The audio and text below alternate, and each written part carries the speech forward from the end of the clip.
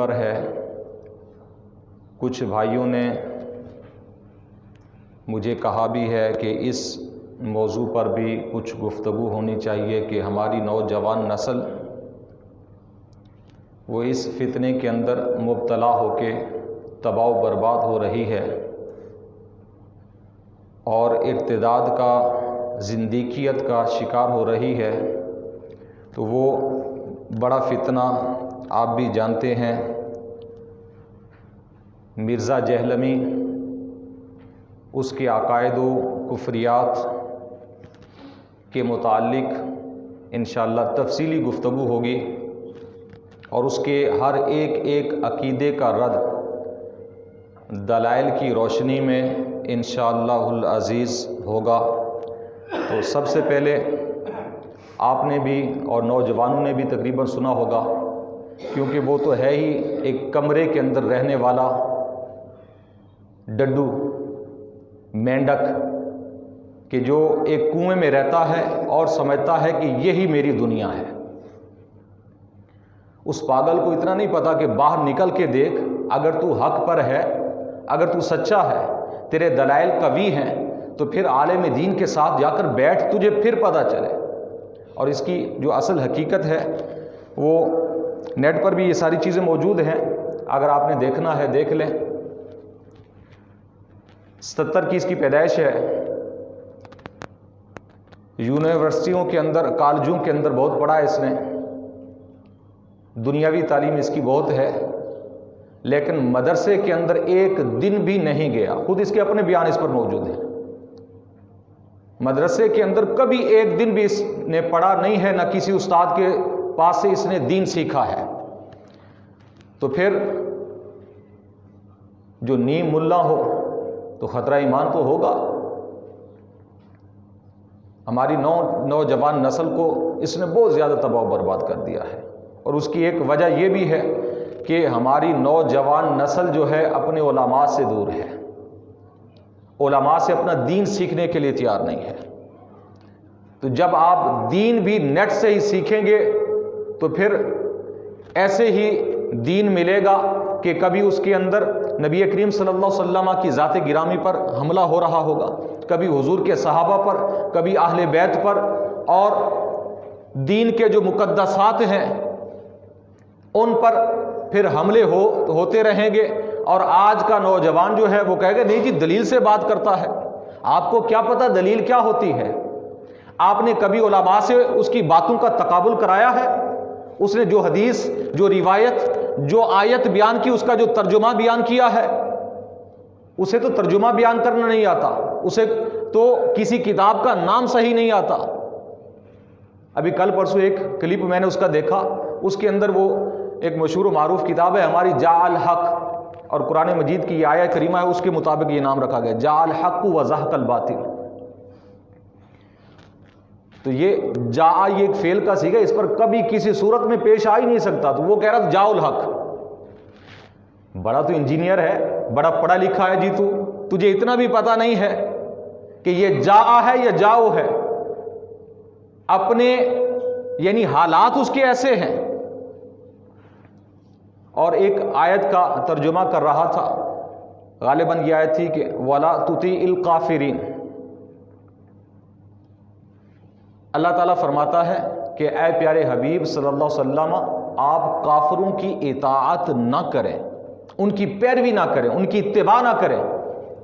اب اس کا ترجمہ وہ کیا کر رہا ہے کہ اے پیارے نبی کریم صلی اللہ علیہ وسلم، آپ کافروں کی باتوں کا برا نہ مانیں۔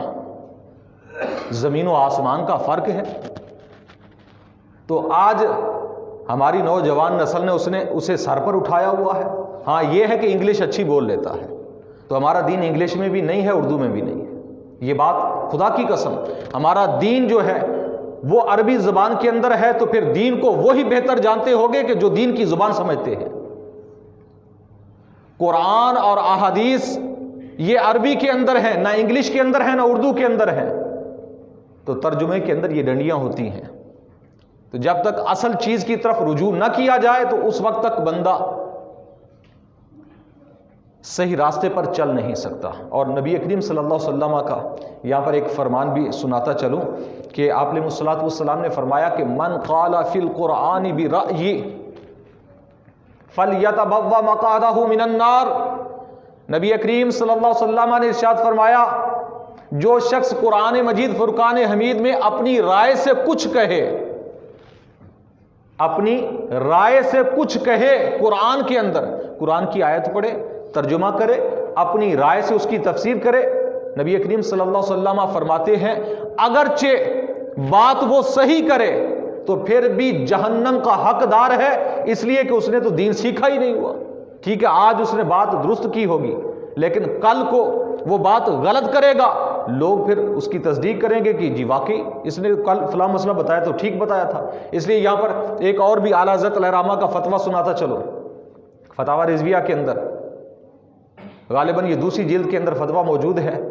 اعلیٰ حضرت امام اہل سنت علیہ رحمۃ الرحمن آپ فرماتے ہیں کہ کسی جاہل کی، کسی عالم دین کو کسی مسئلہ کے اندر، کسی روایت کے اندر تصدیق کرنا جائز نہیں ہے اگرچہ وہ صحیح بیان کر رہا ہو جاہل۔ جیسا کہ آج ہمارے ہاں جاہل مولوی بہت زیادہ موجود ہیں کہ نبی کریم صلی اللہ علیہ وسلم کا یہ بھی فرمان موجود ہے، آپ علیہ الصلوۃ والسلام نے فرمایا سیاتی علی الناس زمان، لوگوں پر ایک ایسا زمانہ آئے گا تکسر المساجد والقراء لا یجدون عالما الا الرجل بعد الرجل۔ نبی کریم صلی اللہ علیہ وسلم نے فرمایا کہ میری امت پر ایک ایسا زمانہ آئے گا، لوگوں پر ایک ایسا زمانہ آئے گا کہ اس وقت قاری تو بہت ہوں گے اور مسجدیں بھی بہت ہوں گی، کثیر تعداد میں قاری بھی ہوں گے، کثیر تعداد میں مسجدیں بھی ہوں گی، لا یجدون عالما، اس وقت اگر کوئی ڈھونڈنے کے لیے نکلے تو عالم دین کو نہیں پائے گا مگر کوئی اکا دکا ملے گا عالم دین۔ آج ہم تو کہتے ہیں جی فلانا مولوی اس کی بہت بڑی آواز اچھی ہے تو وہ جی بڑا عالم دین ہے۔ آج جو گویے ہیں ہم نے انہیں علماء کا درجہ دے دیا، فقہا کا درجہ دے دیا ہے، اور علماء کی باتوں کو سننے کے لیے تیار نہیں ہے کہ وہ طرز نہیں لگاتے، ان کا انداز سیدھا سادہ ہوتا ہے، ہمیں وہ اچھا نہیں لگتا۔ تو اگر ہمارا فوکس، ہماری توجہ قرآن اور حدیث ہوتا تو ہم یہ دیکھتے کہ اس کی آواز کیسی ہے، اس کی طرف ہماری توجہ ہی نہ جاتی، اس کا انداز کیسا ہے یہ بھی توجہ نہ ہوتی، دیکھتے کہ یہ کہہ کیا رہا ہے، یہ قرآن و حدیث کی انداز میں بیان کر رہا ہے، تو پھر ہم ہدایت کے راستے پر چل سکتے تھے۔ لیکن ہمارا پورا سسٹم ہی غلط ہو گیا ہے۔ آج جس زمانے میں ہم جی رہے ہیں یہ فتنوں کا زمانہ ہے، اور اس فتنوں کے زمانے کے اندر اپنے ایمان کا بچانا بہت زیادہ مشکل ہے۔ اس لیے یہ موضوع شروع کیا ہے اور انشاءاللہ اس پر تفصیلی گفتگو ہوتی رہے گی۔ جب تک آپ سیر نہیں ہوں گے میں یہ موضوع چھوڑوں گا نہیں، کہ یہ فتنہ بہت زیادہ عروج پکڑ چکا ہے۔ اس لیے نبی کریم صلی اللہ علیہ وسلم کا ایک فرمان اور بھی ہے، اور یہاں پر یہ اس لیے سنا رہا ہوں کہ مرزا جہلمی، انجینئر مرزا، آپ سب جانتے ہیں کہ وہ خود بھی کہتا ہے مدرسے میں ایک دن نہیں گیا، عالم دین نہیں ہے، تو ایسے شخص کا بیان سننا، کیونکہ اس کا جو مطالعہ ہے وہ صرف اردو کا ہے یا انگلش کا ہے، انگلش سے اردو سے اس نے کچھ سیکھا ہے جو، اور اسے غلط ملط کر کے وہ بیان کرتا ہے، اور اس کا حقیقی جو مقصد ہے وہ کیا ہے؟ وہ جتنے باطل مذاہب ہیں، رافضیت، خارجیت، خصوصاً قادنیت اور مرزائیت، جو ایک کانا مرزا تھا جس نے جھوٹا دعوی نبوت کیا تھا، اس کو اصل میں یہ سپورٹ کرنا چاہتا ہے، رافضیت کو سپورٹ کرنا چاہتا ہے۔ رافضیت اور مرزائیت یہ کوئی زیادہ دور دور نہیں ہے، یہ قریب قریب فرقے ہیں۔ اور یہاں پر ایک اور مسئلہ بھی ذہن کے اندر رکھیں، ایک بیان کے اندر اس نے کہا کہ یہود و نصارہ وہ ہمارے نبی کریم صلی اللہ علیہ وسلم کو نہیں مانتے، لیکن مرزائی جو ہے وہ مانتے ہیں، حضور کو نبی مانتے ہیں، اس لیے یہود و نصارہ سے یہ افضل ہیں۔ استغفر اللہ معاذ اللہ، کیا کہہ رہا ہے؟ حالانکہ شرعی مسئلہ یہ ہے کہ جو مرزائی ہیں یہ کافر و مرتد ہیں. مرتد کا حکم یہ ہوتا ہے کہ وہ اہل کتاب سے بھی گیا گزرا ہوتا ہے، وہ کسی سے افضل نہیں ہوتا. حالانکہ قرآن کا یہ فیصلہ ہے، قرآن مجید فرقان حمید کے اندر جا بجا اللہ تعالیٰ نے ارشاد فرمایا جو اہل کتاب ہیں یعنی یہود و نصارہ ہیں تو وہ بھی کافر ہیں، لیکن ان کے ساتھ مسلمانوں کا نکاح جائز ہے، ان کے ہاتھ کا ذبیحہ حلال ہے. تو افضل وہ ہوئے کہ یہ ہوئے. اگر ان کا تقابل قادیانیوں کا کیا جائے اور یہود و نصارہ کا کیا جائے تو ان میں سے افضل کون ہوئے کہ جن کا ذبیحہ حلال ہے، جن کے ساتھ نکاح جائز ہے. یہ تو مرتد ہیں، ان کا نہ ذبیحہ حلال ہے مرزائیوں کا اور نہ مرزائیوں کے ساتھ کسی قسم کا نکاح جائز ہے. تو یہ عجیب دین پھیلا رہا ہے، کہتا ہے کہ یہود و نصارہ سے یہ مرزائی افضل ہے. تو اس کا مقصد کیا ہے؟ ایک اور اپنے بیان کے اندر یہ بکواس کرتا ہے کہ قادیانی ہمیں کافر سمجھتے ہیں اس لیے ہم انہیں کافر سمجھتے ہیں، اگر وہ ہمیں کافر نہ سمجھیں تو ہم انہیں بھی کافر نہیں سمجھیں گے. معاذ اللہ. یعنی اس کے عقیدے کی بنیاد دیکھیں یہ کیا چیز ہے کہ قادیانی اسے اگر کافر سمجھتے ہیں تو یہ ان کو کافر سمجھتا ہے. بات اگر اپنی اس کی ذات پر آ جائے تو پھر وہ کافر بن جاتے ہیں. اگر بات آ جائے حضور نبی کریم صلی اللہ علیہ وسلم کی ذات پر، ختم نبوت پر، تو پھر اسے یہ کہتا ہے کہ ہم انہیں مسلمان ہی سمجھیں گے، ہم کافر نہیں سمجھیں گے. اس لیے پیارے بھائیوں، خصوصاً نوجوان بھائی جو ہیں، انہیں چاہیے کہ اس فتنے سے دور رہیں. ایسے شخص کا درس سننا، ایسے شخص کا بیان سننا یہ حرام و ناجائز ہے. بخاری مسلم شریف کی حدیث مبارکہ ہے، ترمذی شریف، ابن ماجہ، ابو داؤد شریف کے اندر بھی موجود ہے. نبی کریم صلی اللہ تعالی وسلم کا ایک فرمان اقدس ہے جس کا آخری حصہ یہ ہے کہ آپ علیہ الصلوۃ والسلام نے فرمایا ایک ایسا زمانہ آئے گا اتخذ الناس رؤوسا جہالا، لوگ جاہلوں کو اپنا سردار اور پیشوا بنا لیں گے. ایسا زمانہ آئے گا میری امت پر، لوگ کیا کریں گے؟ جو جہال ہوں گے اس وقت کے انہیں اپنا امام بنائیں گے، پیشوا بنائیں گے. نبی کریم صلی اللہ علیہ وسلم نے فرمایا پھر کیا ہوگا؟ فَسُئِلُوا فَأَفْتَوْا بِغَيْرِ عِلْمٍ. آپ علیہ الصلوۃ والسلام نے فرمایا پھر ان جاہلوں سے لوگ سوال کریں گے وہ، اور وہ بغیر علم کے فتوے دیں گے، بغیر علم کے فتوے دیں گے لوگوں کو. تو پھر اس کا نتیجہ کیا نکلے گا؟ نبی کریم صلی اللہ علیہ وسلم نے فرمایا فَضَلُّوا وَأَضَلُّوا، وہ خود بھی گمراہ ہوں گے اور لوگوں کو بھی گمراہ کریں گے. بخاری مسلم کی حدیث پاک ہے یہ. وہ خود بھی گمراہ ہوں گے اور لوگوں کو بھی گمراہ کریں گے. تو پتہ یہ چلا اگر لوگ کسی جاہل کو اپنا امام اور پیشوا چن لیں جسے دین کی سمجھ نہیں ہے، اسے اگر اپنا وہ سردار بنا لیتے ہیں، دینی سردار بنا لیتے ہیں، دینی امام بنا لیتے ہیں، تو نبی کریم صلی اللہ علیہ وسلم کے فرمان کے مطابق کیا ہوگا کہ وہ ان کا امام بھی گمراہ ہوگا اور وہ لوگ بھی گمراہ ہو جائیں گے، سیدھے راستے سے بہک جائیں گے، سیدھے راستے سے ہٹ جائیں گے. تو یہی کچھ آج ہو رہا ہے. آج زیادہ تر ہمارے لوگوں نے امام،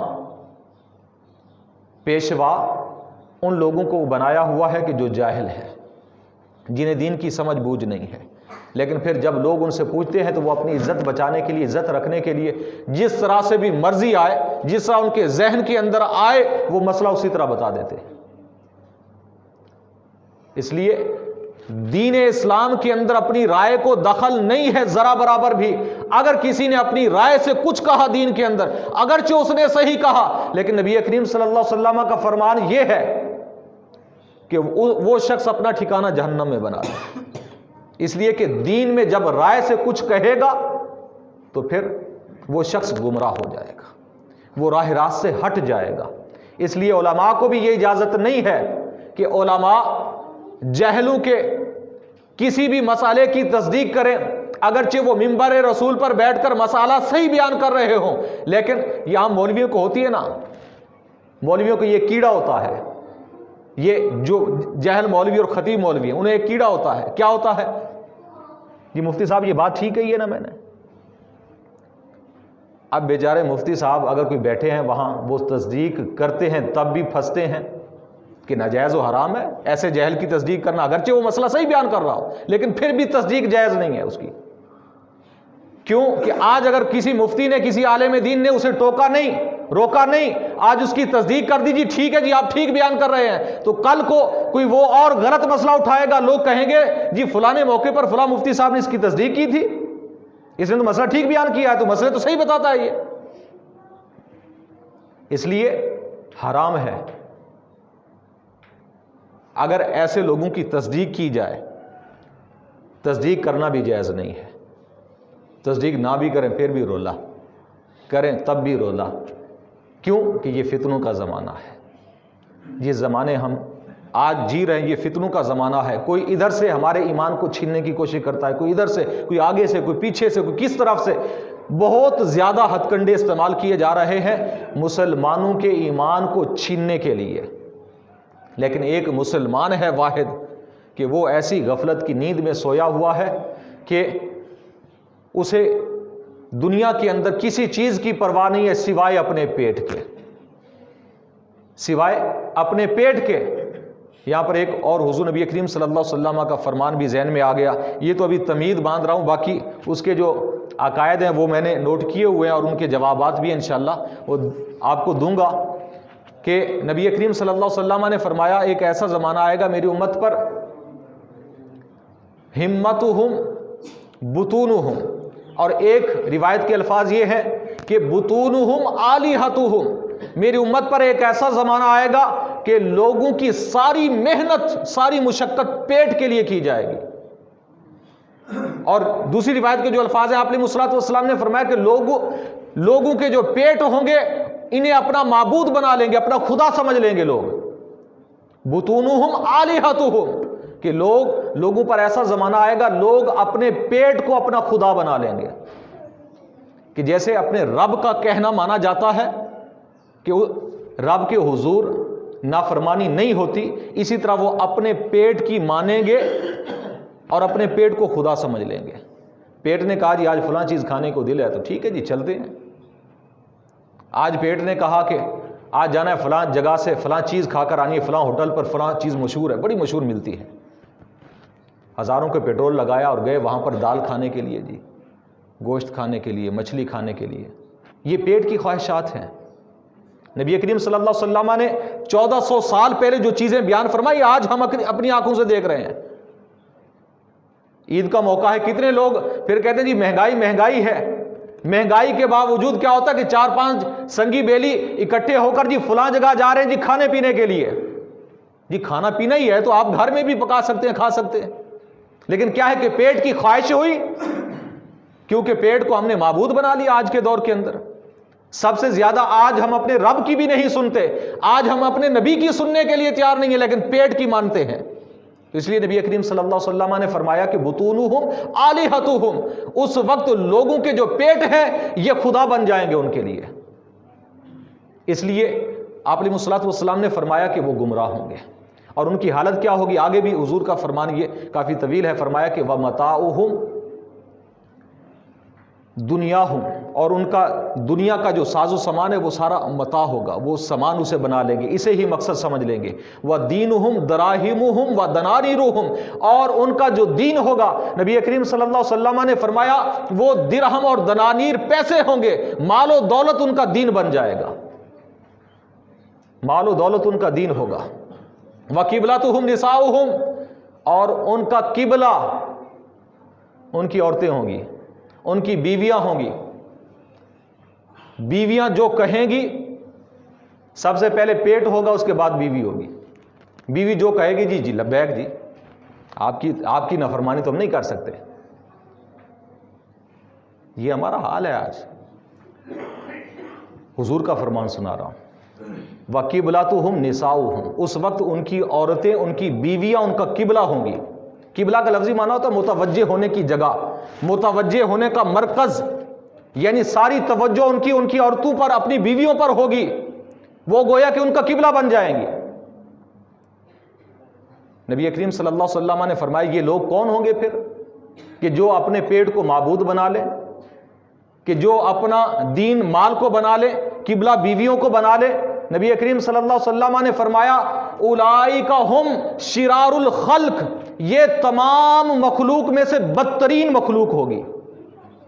یہ اللہ تعالیٰ کی کائنات میں سے تمام مخلوق میں سے بدترین لوگ ہوں گے. یہ لا خلاق لہم عند اللہ، اور قیامت کے روز اللہ کے ہاں ان کا کوئی حصہ نہیں ہوگا. اللہ تعالیٰ اپنی رحمت سے انہیں کچھ حصہ نہیں عطا فرمائے گا اور ان کا ٹھکانہ جہنم بنے گا.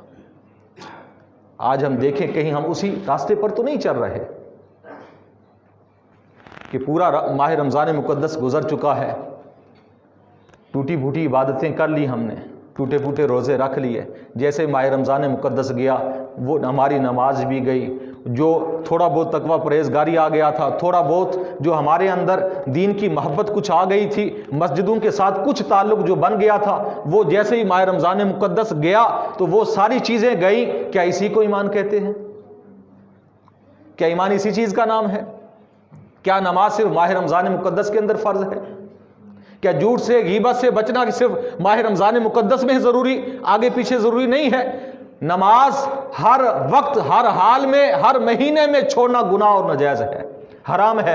اور اگر کوئی انکار کرتا ہے، تخفیف کرتا ہے، تحقیر کرتا ہے تو ایسا شخص کافر و مرتد ہو جاتا ہے. تو آج ہمارے حالات کیا ہو چکے ہیں؟